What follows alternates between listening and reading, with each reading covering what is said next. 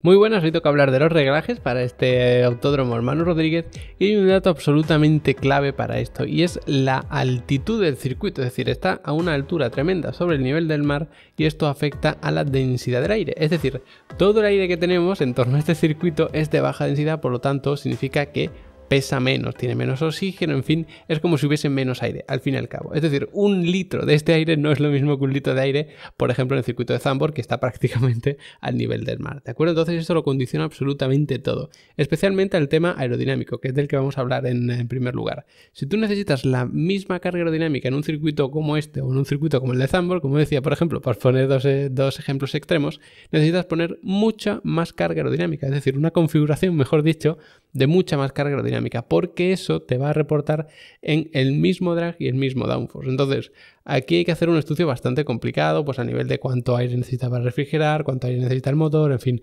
todo se ve un poco afectado en este sentido, pero tened en cuenta que aunque veamos unos alerones de alta carga aerodinámica con un ángulo de incidencia altísimo, todo esto realmente no estamos generando muchísima carga, no estamos generando la misma carga aerodinámica que en Singapur, por ejemplo, porque la densidad del aire es mucho más baja. Por lo tanto, tú coges un coche exactamente el mismo en Singapur y luego te lo traes a este circuito, a este autódromo Hermano Rodríguez, y vas a tener mucha menos downforce y mucha menos drag. Entonces, tened esto en cuenta porque la configuración de carga aerodinámica es bastante alta y todavía más por esto. Tenemos una recta muy importante en el circuito, que ya la hemos visto en los dos anteriores vídeos, pero es que el resto del trazado prácticamente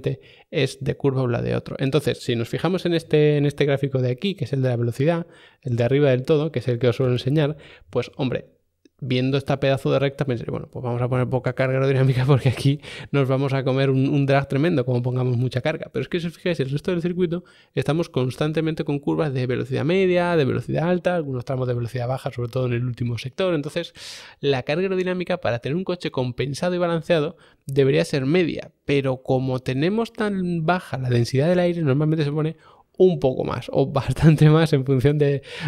cómo pongamos nuestro criterio, ¿no? Entonces, tened esto en cuenta que vamos a tener bastante carga aerodinámica y como decimos siempre, la carga aerodinámica no solo te ayuda en rendimiento puro en vuelta, que a lo mejor poner de más te perjudica incluso, pero te va a ayudar siempre en el tema de conservación de neumáticos porque vas a desgastar menos, vas a sobrecalentar menos y entonces pues a nivel estratégico te ayuda. Por lo tanto aquí la carga aerodinámica, ojo que tenemos una recta muy larga, luego un par de rectas que también son importantes aunque no sean tan largas, pero la carga aerodinámica debería ser media o media tirando a alta incluso. Luego las suspensiones también van a tener que trabajar bastante porque además aquí tenemos zonas de todo tipo. Si tenemos una carga aerodinámica media alta y además la queremos fomentar porque la densidad del aire es bastante baja, entonces queremos un coche que sea bastante estable, que no se balancee mucho, que tampoco transfiera demasiado peso, aunque esto no tiene por qué ser perjudicial. Entonces la suspensión debería potenciar ese efecto aerodinámico, es decir, sobre todo oponerse a un balanceo excesivo del coche. Pero claro, también tenemos una zona de muy baja velocidad, como es el último sector, entonces hay que tener un coche que se balancee mucho de la parte delantera, te va a ayudar mucho para que se cruce rápido, entre rápido en curva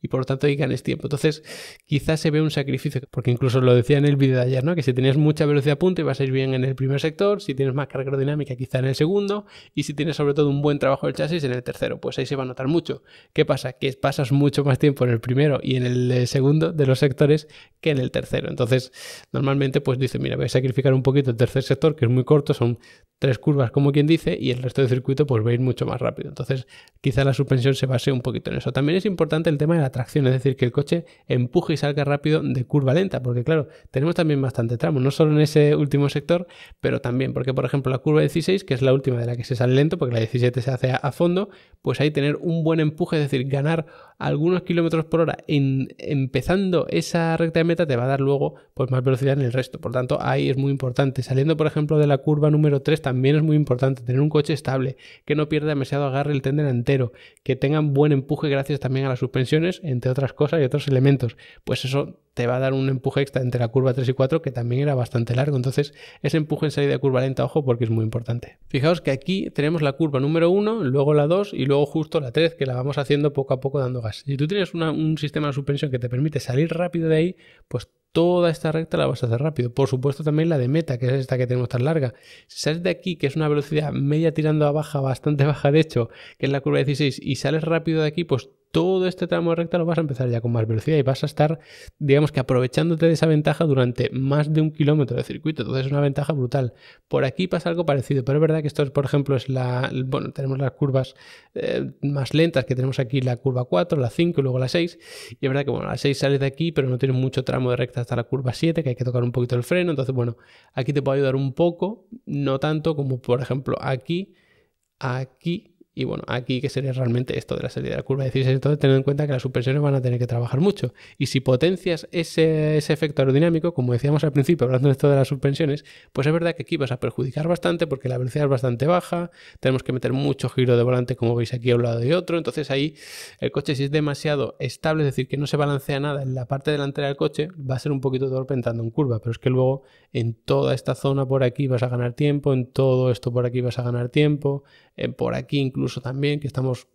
a más de 100 km por hora. Entonces al final te compensa que las suspensiones trabajen más para potenciar la aerodinámica, sobre todo zonas de media y alta velocidad, que para las de baja, que al final son pues, la curva 13 y la 16 prácticamente. Y otro tema muy importante es el de los frenos, ¿no? Que es un poco los que solemos mirar en estos análisis de los reglajes. Es importante tener un balance de freno que te permita tener mucha confianza, porque aquí si tienes un balance de freno muy adelantado puedes sufrir en algunas curvas porque el coche es bastante torpe entrando. Es verdad que la Fórmula 1 puedes regular incluso, o sea, no solo el balance de freno, sino cómo se va atrasando el balance de freno mientras tú vas metiendo volante. Entonces, bueno, puedes poner un balance muy adelantado pero que rápidamente se vaya transfiriendo hacia atrás. Todo ese tipo de cosas lo puedes hacer, pero bueno, hablando un poquito de forma genérica, el balance de frenos, si lo pones adelantado te da estabilidad, si lo atrasas te da un poco más de nerviosismo. Pues por ejemplo, para ese último sector tú quieres nerviosismo, tú pegar un pisotón al freno y que rápidamente el coche entre. Luego en el segundo sector también es importante que tenga una serie enlazada de un lado hacia otro. No hay que pisar muchísimo el freno, entonces tú lo que quieres es que con un pequeño toque de freno el coche ya te responda y entre en curva. Entonces para eso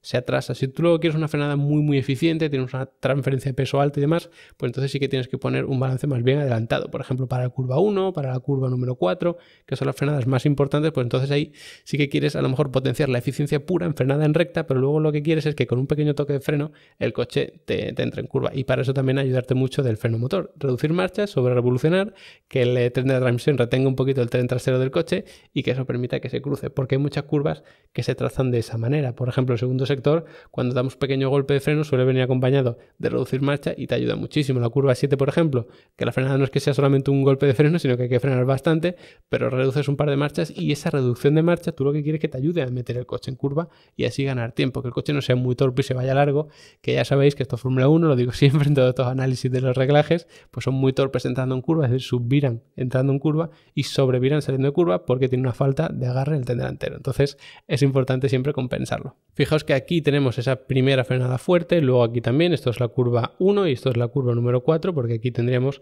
la 2 y luego la 3, entonces esta sería la curva 4. Entonces aquí sí que lo que tú quieres es que el coche sea lo más eficiente en frenada posible, que mientras tú estás pisando el pedal del freno aquí, se frene lo mejor posible. Si es un 56% de presión de freno delante, pues un 56%. No te importa tanto el balance como tal, que luego ya lo podrás ir regulando mientras tú vas metiendo giro volante y quitando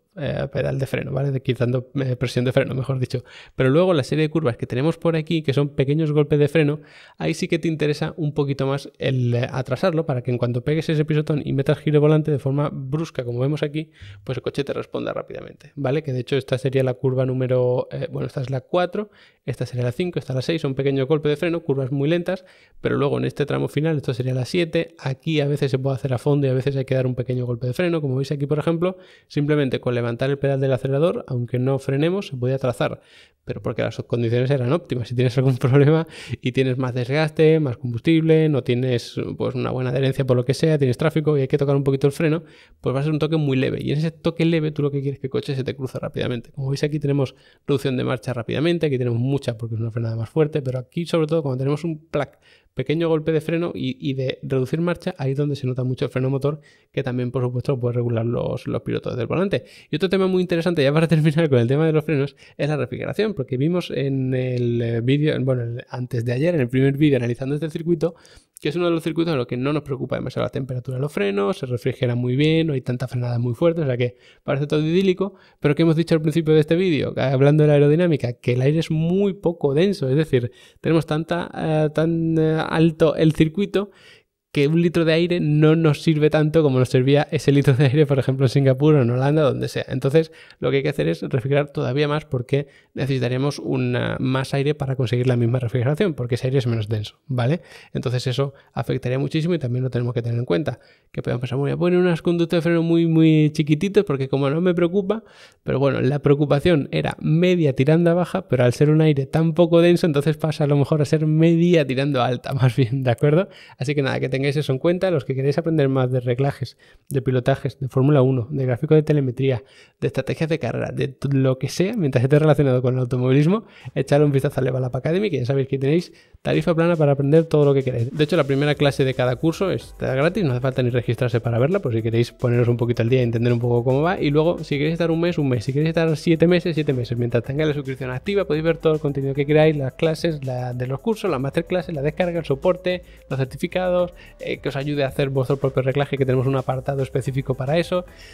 Todo lo que necesitéis lo tenéis ahí, ¿vale? Mientras esté relacionado con el automovilismo y aprender y mejorar con el automovilismo, lo tenéis ahí a nivel profesional y aficionado, lo que necesitéis, ¿vale? Así que echadle un vistazo a lo que no estéis apuntados y como digo siempre, pues os agradezco que os hayáis quedado hasta el final del vídeo, agradecimiento especial a los que ya están allí apuntados y nos vemos después de la carrera en este Gran Premio Mexicano.